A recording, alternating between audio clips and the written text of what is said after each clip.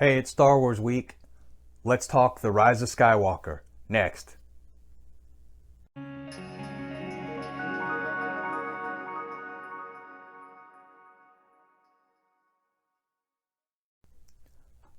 Hey guys, I'm Rick. This is the show where we talk about movies and TV, and this is Star Wars week. We are doing episode 9, The Rise of Skywalker, and I want to go over that, but first, let's talk. I know that a lot of people had left the Star Wars franchise after the previous installment, and I get that, and I understand why. Now, as somebody who makes films and somebody who's grown up with Star Wars, I can see both sides of it, and I understand what went wrong with this trilogy because they didn't have a clear-cut plan.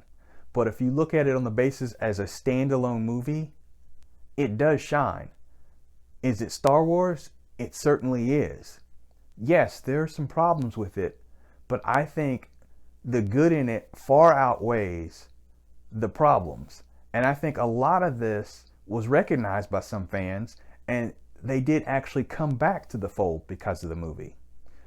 Now, let's take a look and see what all entailed for this movie. All right, here we are, folks. Episode 9 of the 9-film Skywalker Saga in Star Wars, The Rise of Skywalker. All right, I'm going to tell you a couple things that I loved about the movie, and I'm going to tell you a couple things that I didn't particularly care for. First things first, let's get the facts out the way. This ensemble cast included Carrie Fisher, Mark Hamill, Adam Driver, Daisy Ridley, John Boyega, Oscar Isaac, and Billy D. Williams. The Resistance makes a final stance against Supreme Leader Kylo Ren and the First Order, who are aided by the return of a deceased Galactic Emperor Palpatine. Now, back to direct this was J.J. Abrams. I thought that was a very good choice since he directed The Force Awakens, and when I heard the announcement, I assumed that he was going to bring the reins back in after the last film and wrap up some of the questions that were asked during The Force Awakens. This is from a screenplay by Chris Terrio and J.J. Abrams. Again, because he was on as one of the writers for the screenplay, I assumed that things were going to go a lot differently. The runtime for the movie was 142 minutes. I expected the film to be longer. We'd gotten an influx of movies such as Avengers Endgame, which ran 3 hours, and people are not upset about a long movie, especially when there's a lot of information that needs to come out. So it was surprising it was only 142 minutes.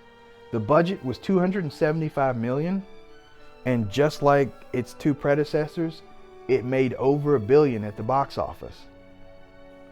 Here's a fact though.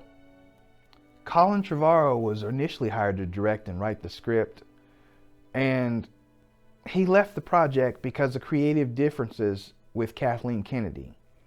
And anybody who's a Star Wars fan knows that when it comes to Kathleen Kennedy, she seems to have a lot of creative differences with her directors.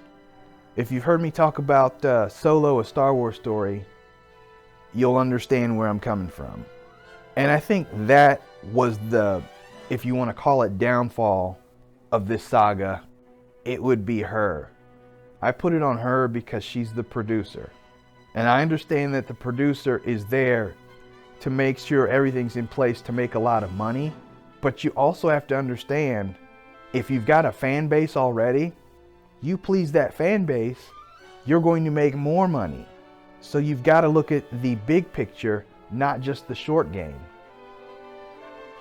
Without giving too much away for the few people that haven't seen this movie, as I mentioned, the former Emperor Palpatine returns.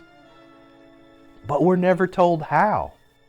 The questions that were subverted by Rian Johnson's second movie, The Last Jedi, they neatly get swept under the rug by J.J. Abrams. It's almost like two brothers feuding it out in the director's chair, and we're the victims. JJ didn't give us a lot of answers to what he started in the first movie of the trilogy, and he completely ignored what happened in the second movie. It's one thing to spite somebody, but to do it in front of all of us and have it play out that way, I wasn't impressed. I was impressed with how beautifully all of these movies were shot. They look great. They sound great.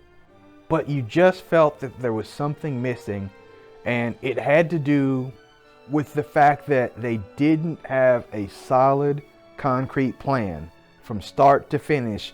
This is what's going to happen in this trilogy. This is how we're going to get from point A to point B.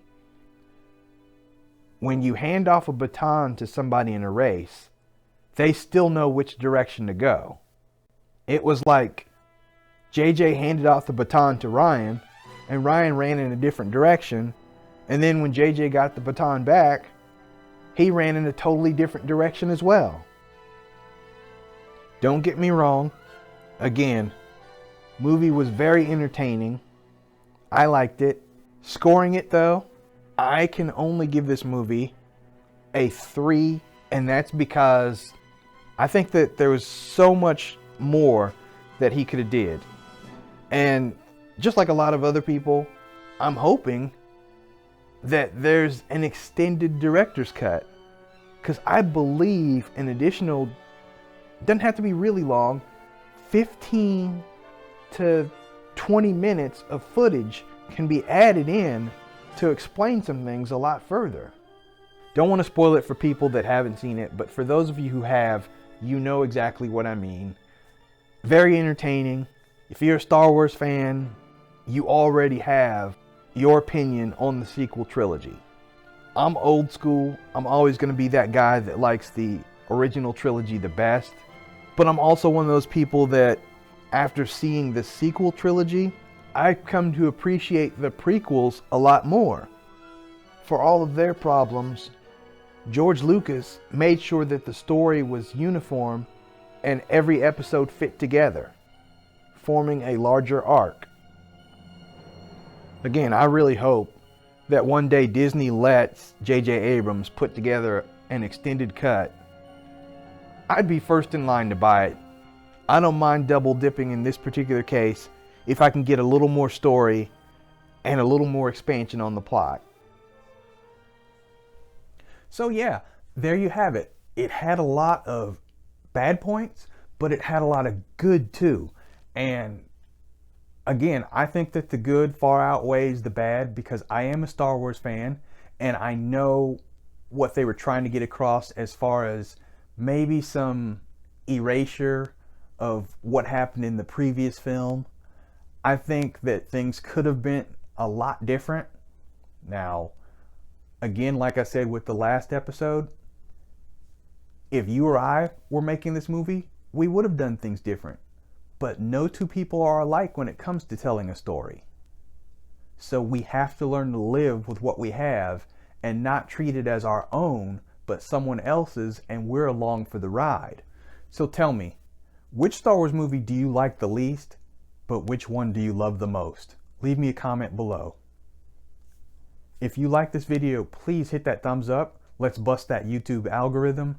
And for future episodes, make sure that you subscribe and hit the bell for notifications.